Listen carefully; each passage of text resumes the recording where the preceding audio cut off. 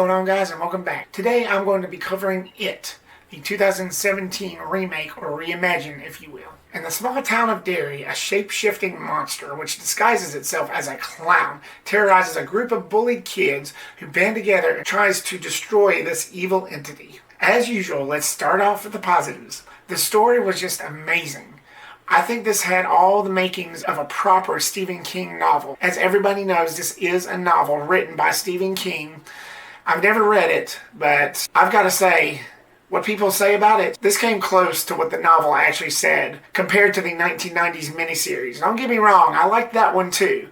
It's just this one came closer than I thought. This is the first readaptation and first theatrical adaptation to come out since the 1990 miniseries. This was the first one of the It adaptations that actually came out that was in movie form. And it was definitely satisfying. Creepy, gripping, chilling. Even King himself was impressed by this film. He even went as far as to say that it exceeded his every expectations.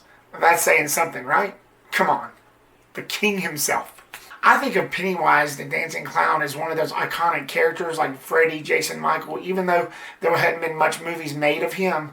But because it was done by such a genius writer, such as Stephen King, who knew how to put the fear in you, that's why I could get more behind a supernatural-based movie like this, unlike most of these others that come out, which is just a waste most of the time to me. The look and feel of this was magnificent.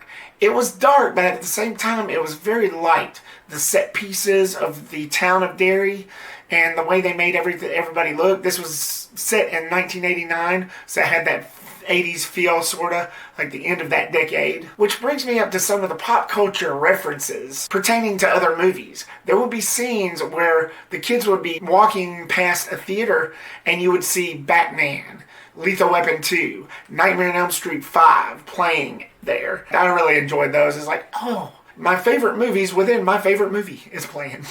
The characters was great. This movie focused on the kids. This was the kids' movie.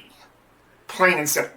It had a lot of heart. Jaeden Martell plays Bill. He tries to deal with his brother's loss and tries to convince himself that he's still alive, when in actuality we all know what happened, sadly. He portrayed that part pretty good. Finn Wolfhard as Richie and Jack Dylan Grazer as Eddie. They played the fast wits of the group, like the smart ass of the group. They were pretty funny. They got the most chuckles out of me. They were like the comedy relief. Chosen Jacobs plays Mike, the outsider. Sophia Lillis plays Beverly, the social awkward girl and the only girl in the group. Jeremy Ray Taylor plays Ben, the new kid, or so as he's referenced in the film. Wyatt Oleff plays Stanley. He's like the quiet, scared one. And let's not forget Bill Skarsgård as Pennywise. Oh my God. They couldn't have cast a better choice. There was so many others in line to play this part, Hugo Weaving of The Matrix being one of them, but Bill Skarsgård showed so much potential. He actually got inspired through films such as The Shining, A Clockwork Orange, The Silence of the Lambs, and The Dark Knight. The way his psyche would work in this, it was so perfect. And to be honest, I don't know about you guys, but I see him as a future Joker. If they ever decide to redo the DC verse and recast everything and just redo it over, if you're listening to this, Warner Brothers, get Bill Skarsgård as a Joker. Seriously, just do it. But hey, that's just me. I don't know about you guys, but I see him play a future Joker. I'm standing by that. Pennywise's costume design was pretty good. It was a little bit of an improvement from the 1990s series. It was more character-driven. It showed more of what Pennywise was all about.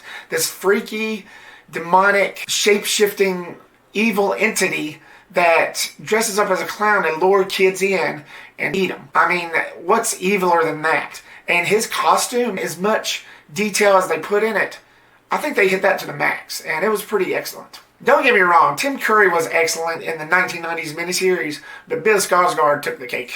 My mixed, and this may not be that big of a deal, but the distorted painting picture scene. That's the only entity I didn't quite get with when he turned into that. It just looked cheesy. I understand that it's a distorted picture and it was supposed to look like that, but to me it just came off weird. I'm sorry, that's just me. I didn't hate it, I just couldn't get behind it fully.